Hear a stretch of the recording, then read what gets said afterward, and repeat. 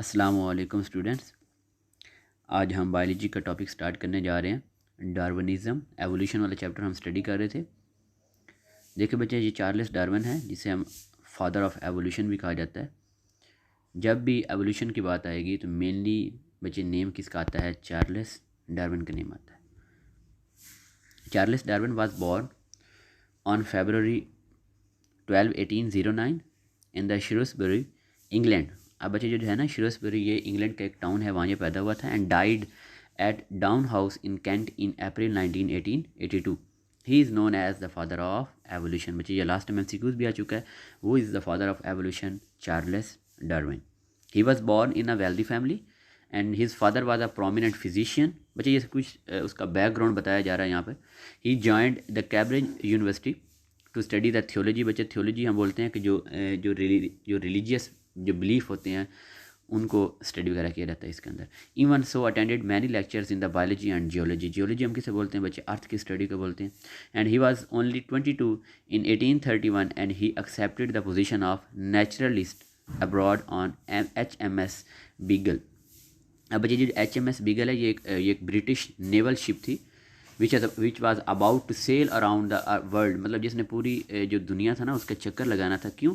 His major mission was to expand the navy's knowledge of natural resources, for example water and food in the foreign land. मतलब वो उनका main purpose ये था उस बच्चे सफ़र पर जाने का, समुद्री सफ़र पर जाने का उनका मेन मकसद ये था कि उन्होंने जो नेवी थी उसकी नॉलेज में इजाफा करना था कि बाकी जो फॉरेन जो लैंड्स हैं वहाँ पर कितनी फ़ूड अवेलेबल है, वहाँ पे वाटर कितना अवेलेबल है, मतलब जितने भी नेचुरल रिसोर्सेज हैं उनके बारे में नॉलेज गेन करने के लिए। और चार्ल्स डार्विन ने अपनी बुक भी रोट की थी, origin of species bye means of natural selection, जिसको हम डिटेल्स भी पढ़ेंगे नेक्स्ट बच्चे। And in his book he has given the idea of evolution bye means of natural selection, कि नेचर उस ऑर्गेनिज्म को सिलेक्ट करेगी जो उस इन्वायरमेंट को अच्छी तरह क्या करेगा? अडॉप्ट करेगा। जब भी इन्वायरमेंट के अंदर कोई चेंजेस आती हैं तो ऑर्गेनिज्म के अंदर भी उसके अकॉर्डिंग चेंजेस आती हैं ताकि वो उस इन्वायरमेंट को क्या कर ले? अडॉप्ट कर ले। अब जिस ऑर्गेनिज्म में वो चेंजेस आएंगी उसको वो अडॉप्ट कर लेगा तो नेचर उसे सिलेक्ट कर लेगी, बाकी जो हो जाएंगे वो बच्चे डिस्ट्रॉय हो जाएंगे। अब नेक्स्ट हम बात करते हैं Darwin's observation during the voyage. मतलब इस समंदरी सफ़र पर उसने क्या क्या ऑब्जर्वेशन की थी। The Beagle left the Plymouth, England. अब बच्चे ये प्लीमाउथ जो है ये भी इंग्लैंड का एक कंट्री है, वहाँ से उन्होंने अपना सफ़र का आगाज़ किया। And cruised slowly along the east and west coast of the South America. Cruise slowly मतलब होता है ऐसा ऐसा समुद्री सफ़र करना, मतलब वो ऐसा ऐसा समुद्री सफ़र पर शुरू हो गए, मतलब चल पड़े। और बच्चे वो at they move along the east and west coast of the South America. वो जो साउथ अमेरिका उसके बच्चे बिल्कुल उसका जो साहिल उसके साथ साथ वो मूव करते गए। And he collected and catalogue thousands of plants and animal specimen and kept notes of the observation. मतलब उसने thousands of plants and animal के डिफरेंट उनकी जो हैं वो उनकी कलेक्शन वगैरह की और उनके बारे में जितना भी नॉलेज था उसको साथ साथ वो रोट डाउन करता गया। And the Beagle spend almost 2 month at the Galapagos island. और उन्होंने मतलब कि 2 मंथ स्टे बच्चे किया था गैलापागोस आइसलैंड के। And the island are 965 kilometre west of the Ecuador.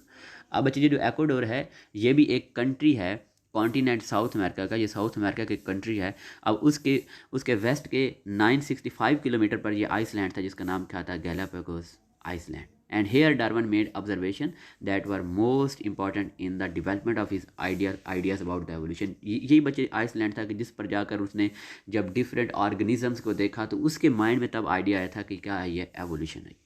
Mean उसके जो आइडिया अबाउट एवोल्यूशन उसकी डेवलपमेंट के अंदर जो मेन रोल है बच्चे वो इस आइसलैंड का, क्योंकि इस आइसलैंड से उसे जो इन्फॉर्मेशन मिली थी, उसने जो ऑब्जर्वेशन की थी उन्हीं की बेस पर बाद में उसने अपनी थ्योरी पेश की थी। और बच्चे देखें ये हमारे पास अगर है ना, लेट्स सपोज हमारे पास ये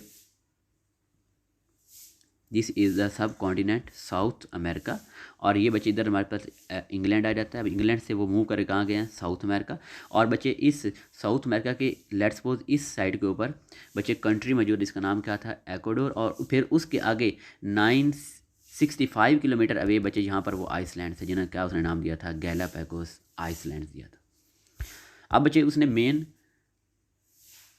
2 मेन ऑब्जर्वेशन की थी about the south American main land, मतलब साउथ अमेरिकन मेन लैंड के रिलेटेड जो डार्विन था उसने मेनली 2 ऑब्जर्वेशन की थी। वैसे पहली ऑब्जर्वेशन ये थी कि इस साउथ अमेरिकन मेन लैंड पर जो ऑर्गेनिज्म थे, मतलब जो फ्लोरा और फाना, फ्लोरा मीन प्लांट्स और फाना मीन एनिमल, के इस कॉन्टिनेंट साउथ अमेरिका के डिफरेंट रीजन्स के अंदर जो फ्लोरा और फाना थे वो यूरोप से बिल्कुल क्या थे, डिफरेंट थे। मीन यूरोप के अंदर जो प्लांट्स और एनिमल थे उनसे ये बिल्कुल क्या थे, डिफरेंट थे। मीन कि जो बच्चे कॉन्टिनेंट साउथ अमेरिका है, उस कॉन्टिनेंट साउथ अमेरिका के जो डिफरेंट रीजन्स हैं उनके अंदर जितने भी फ्लोरा फाना है, जितने भी प्लांट्स और एनिमल हैं, वो इंग्लैंड प्लांट्स और एनिमल से बिल्कुल क्या थे, डिफरेंट थे। सेकंड उसने बच्चे ये पॉइंट ऑब्जर्व किया कि जो साउथ अमेरिकन के जो फॉसिल्स थे वो मॉडर्न स्पीशीज से क्या थे, बिल्कुल डिफरेंट थे। While distinctly South American in their resemblance to the living plants and animals of the continent, लेकिन वो जो फॉसल थे वो वाज़े तौर पर मतलब साउथ अमेरिकन उस मेन लैंड के ऊपर जो प्लांट्स और एनिमल थे उनसे तो वो रिजेबलेंस रखते थे, लेकिन मॉडर्न स्पीशीज से क्या थे, डिफरेंट थे। अब बच्चे चूँकि वो जो फॉसल थे वो मॉडर्न स्पीशीज से डिफरेंट थे, तो मीन उसके ज़हन में फिर क्या आइडिया आया, एवोल्यूशन का आइडिया, कि चूँकि जो फॉसिल थे, जो रिमेन्स बचे होते हैं, जो डेड ऑर्गेनिजम्स हो जाते हैं, उनके जो रिमेन्स जिन्हें फॉसिल बोलते हैं, वो फॉसिल जो थे वो मॉडर्न स्पीशीज से डिफरेंट थे, लेकिन वो जो फॉसिल्स थे वो उसी कॉन्टिनेंट साउथ अमेरिका की स्पीशीज से रिजेम्बलेंस रखते थे, लेकिन वो मॉडर्न से क्या थे, डिफरेंट थे। तो मीन वहाँ पर क्या, ये बच्चे एवोल्यूशन है। तो ये 2 मेन बच्चे उसने ये जो ऑब्जर्वेशन की थी। अब बात करते हैं observation about the Galapagos island. Galapagos जो आइसलैंड था उसके ऊपर बच्चे उसने क्या क्या ऑब्जर्वेशन की। तो बच्चे फर्स्ट देखें, he compared the animals and plants of Galapagos with those of South American main land. अब देखें ना, मैंने डायग्राम में बताया था कि लेट्स सपोज अगर हमारे पास ये साउथ अमेरिकन मेन लैंड है, तो इसके थोड़ा सा दूर इधर यहाँ पर क्या था, गैलापागोस आइसलैंड था। तो इस आइसलैंड के ऊपर जो एनिमल और प्लांट थे वो साउथ अमेरिकन मेन लैंड से उसने उनको क्या किया था, कंपैरिजन किया था। अब उसने बच्चे जब कंपैरिजन किया तो उसने क्या देखा कि उनकी आपस में बहुत ज़्यादा सिमिलैरिटीज़ थी। मीन जो गैलापागोस आइसलैंड के जो ऑर्गेनिजम्स थे वो साउथ अमेरिकन कॉन्टिनेंट के ऑर्गेनिज्म से उनकी बहुत ज़्यादा सिमिलैरिटीज़ थी, और उनकी सिमिलैरिटीज़ इतनी ज़्यादा थी। देखें अब हमारे पास बच्चे ये है ना गैलापागोस आइसलैंड, अब इसके जो ऑर्गेनिज्म है वो सबसे ज़्यादा रिजेम्बलेंस रखते हैं कॉन्टिनेंट साउथ अमेरिका के ऑर्गेनिज्म से, as compare to the other organism living in the different part of the world. मतलब बाकी दुनिया के अंदर भी तो ऑर्गेनिजम्स हैं, प्लांट्स एनिमल्स हैं, लेकिन ये जो गैलापागोस आइसलैंड्स के जो फ्लोरा और फाना थे वो साउथ अमेरिका से ज़्यादा रिजेम्बलेंस रखते थे as compare to the organisms from the other islands in the different part of the world. मतलब जो दुनिया के बाकी हिस्सों के अंदर भी तो आइसलैंड है, उनकी निस्बत ये गैलापागोस के जो ऑर्गेनिज्म थे वो बाकी आइसलैंड की निस्बत इन साउथ अमेरिका से बच्चे रिजेम्बलेंस से ज़्यादा रखते थे। फिर बाद में उन्होंने यही कहा था कि एक्चुअली हुआ क्या था कि कोई अनयूजुअल इवेंट हुआ होगा कि जिसकी वजह से वो साउथ अमेरिकन मेन लैंड से बच्चे वो डिस्ट्रैक्ट होकर वो भटक कर कहाँ चले गए थे, गैलापागोस आइसलैंड पर चले गए थे, और फिर जियोलॉजिकल बैरियर की वजह से वो वहीं के वहीं रह गए, और फिर उनके अंदर क्या आती गई थी, उनके अंदर डिफरेंट चेंजेस आती गई थी। तो मीन के जो गैलापागोस के जो आइसलैंड के जो ऑर्गेनिज्म हैं उनकी ज़्यादा रिजेम्बलेंस हैं साउथ अमेरिकन मेन लैंड के ऑर्गेनिज्म से as compare to the organisms from the islands of other part of the world. बाकी दुनिया के जितने भी हिस्से वहाँ भी तो ऑर्गेनिज्म है, लेकिन उनकी निस्बत उनकी जो रिजेम्बलेंस थी वो ज़्यादा साउथ अमेरिकन मेनलैंड थी, लेकिन वहाँ पे कुछ डिफरेंसेस भी थे। अब हम उनको डिफरेंसेस देखने हैं बच्चे। फर्स्ट ऑफ ऑल हम फिंचेस की बात करते हैं। Closely related species had beaks of very different size and shape. बच्चे उसने वहाँ पे गैलापागोस आइसलैंड पे उसने 14 टाइप्स ऑफ फिंचेस बच्चे वो कलेक्ट की थी। अब वो जो 14 डिफरेंट स्पीशीज़ थी वो किसकी बेस पर थी बच्चे, उनके बच्चे बीक के साइज़ के ऊपर और उनकी शेप के ऊपर। अब बच्चे वो जो इन फिंचेस की जो बीक्स थी, इनकी जो चोंचियाँ आगे होती हैं, उनका साइज़ और उनकी शेप डिफरेंट क्यों था बच्चे, वो इस वजह से because these beaks were adapted for feeding on completely different kinds of foods. आपको बच्चे मैंने ऑलरेडी बताया कि जब इन्वायरमेंट के अंदर कोई चेंज आता है तो उस चेंज के अकॉर्डिंग उस ऑर्गेनिज्म में भी कुछ चेंजेस आती हैं ताकि वो इन्वायरमेंट को अडाप्ट कर ले। अब देखें गैलापागोस आइसलैंड्स के ऊपर अब जिस रीजन के अंदर उनको जो फूड मिलेगी उस फूड के अकॉर्डिंग उन फिंचीज़ ने अपनी बीक्स को क्या कर लिया था बच्चे, मॉडिफाई कर लिया था। मीन जिन्होंने प्लांट्स को खाना है या डिफरेंट, कभी हम इसके डायग्राम में देखते हैं, मतलब जो कुछ उन्होंने फीड करना है उसके अकॉर्डिंग उन्होंने अपनी बीक्स को क्या कर लिया बच्चे, अपनी बीक्स को चेंज कर लिया, मतलब उसके अपने फीड के अकॉर्डिंग अपने आप को अडॉप्ट कर लिया। तो उन अडाप्टेशन की वजह से बच्चे वो एक नई स्पीशीज़ बन गई। और उसने फिंचीज़ की कितनी स्पीशीज़ बच्चे कलेक्ट की थी, 14 different types of finches on the Galapagos island which are although quite similar but seem to different species, जो एक्चुअली हैं सेम लेकिन हमें बिल्कुल क्या नज़र आएंगे, बिल्कुल डिफरेंट नज़र आएंगे। And some were unique to the, और कुछ ऐसी उनमें से थी कि जो सिर्फ और सिर्फ एक आइसलैंड तक ही लिमिटेड थी, और कुछ ऐसी थी कि जो 2 या 2 से ज़्यादा आइसलैंड पर वो डिस्ट्रीब्यूटेड थी।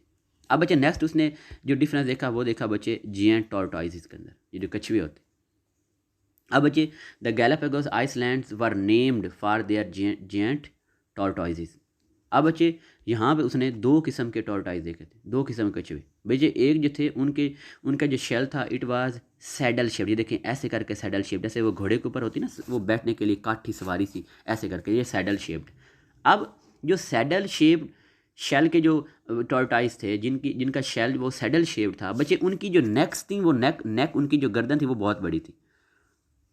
उनकी नेक अब बड़ी क्यों थी, वो इस वजह से क्योंकि इन्होंने अपनी नेक को स्ट्रेच करके इन्होंने भी बच्चे पत्तों को खाना था। जो पौधे हैं इनके पत्ते जो घास वगैरह होते हैं, ये थोड़ी बहुत जो जड़ी बूटियाँ वगैरह होती हैं उनको इन्होंने खाना था, तो जिसकी वजह से इनकी नेक क्या हो गई थी, स्ट्रेच हो गई थी। अब जो दूसरे इसने टॉर्टाइज देखे बच्चे वो थे डोम शेप्ड शेल के, मीन उनका जो शेल था वो इस तरह करके बिल्कुल डोम शेप्ड था।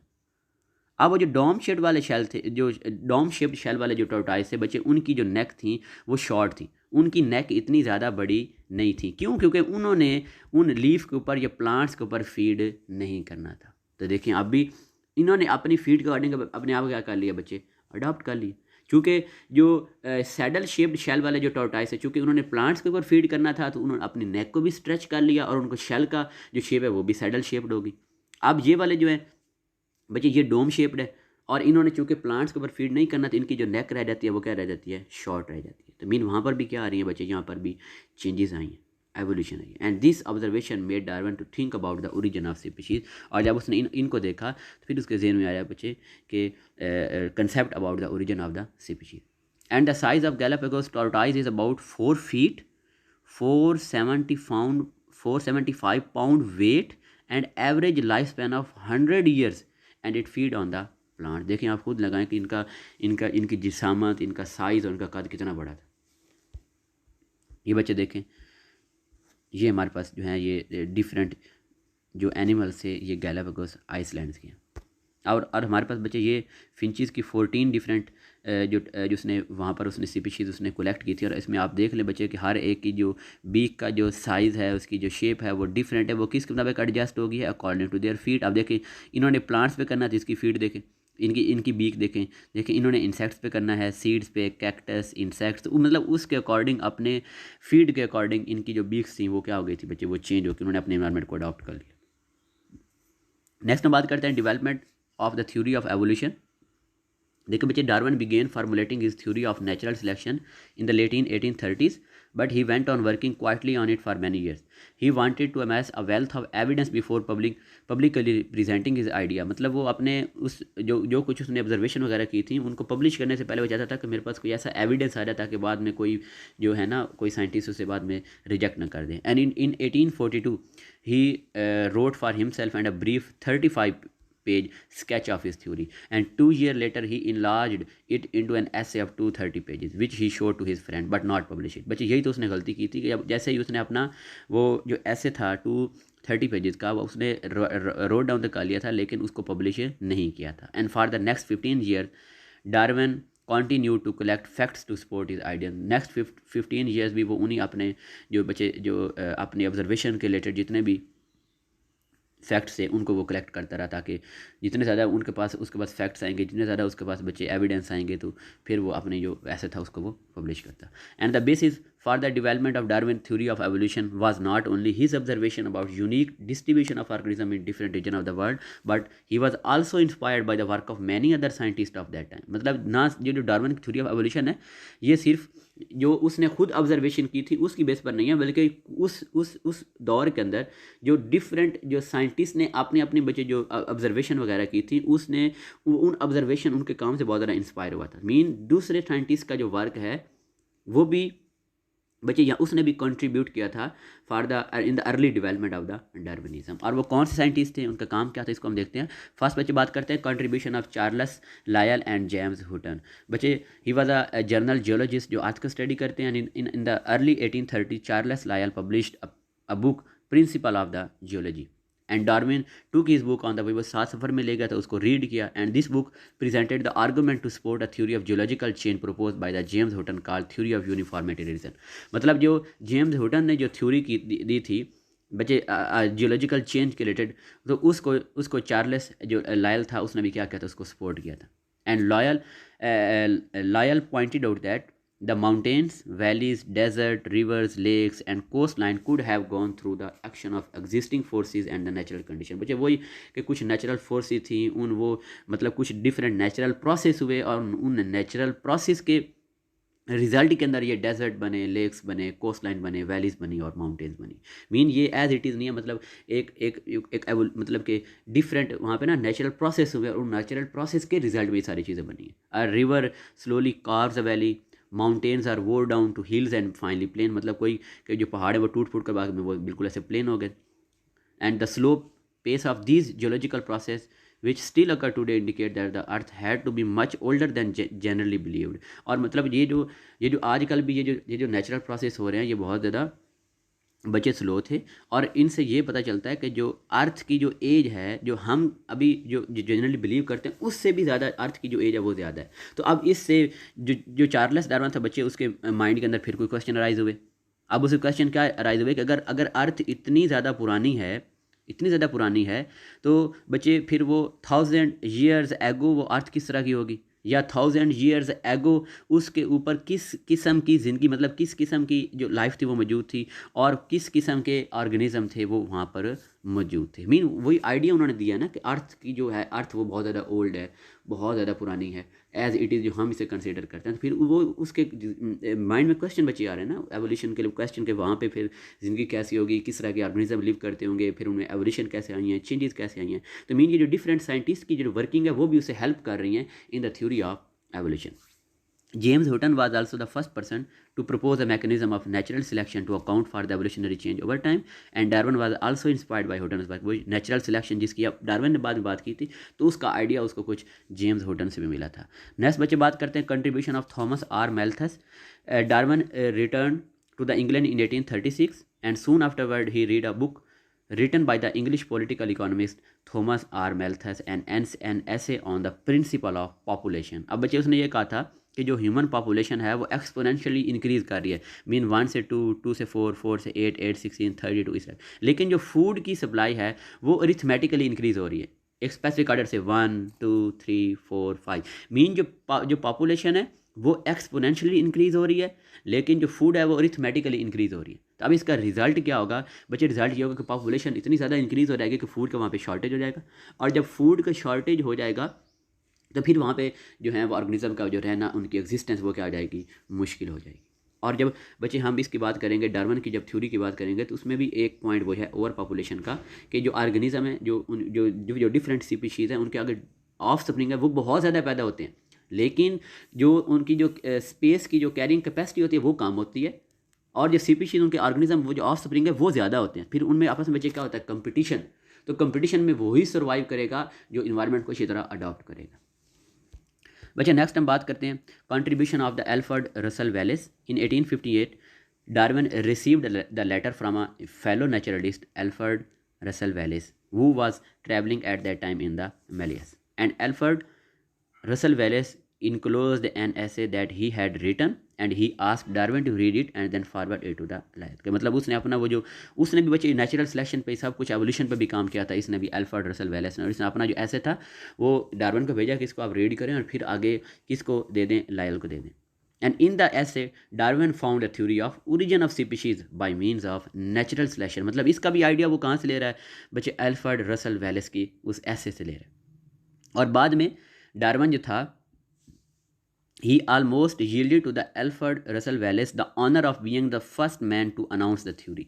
मतलब वो उसे अनाउंस करने लगा था, but his friends Charles Lyell and Joseph Dalton Hooker arranged to present two papers under joint authorship using a single title, one of the tendency of species to form varieties, कि species varieties कैसे बनाती हैं, and on the perpetuation of selection, perpetuation बच्चे बोलते हैं Daimi, over everlasting, everlasting मतलब वो चीज़ों की वो सिलेक्शन कैसे होती है। And the papers were presented to the Linnean Society in London on July 1, 1858।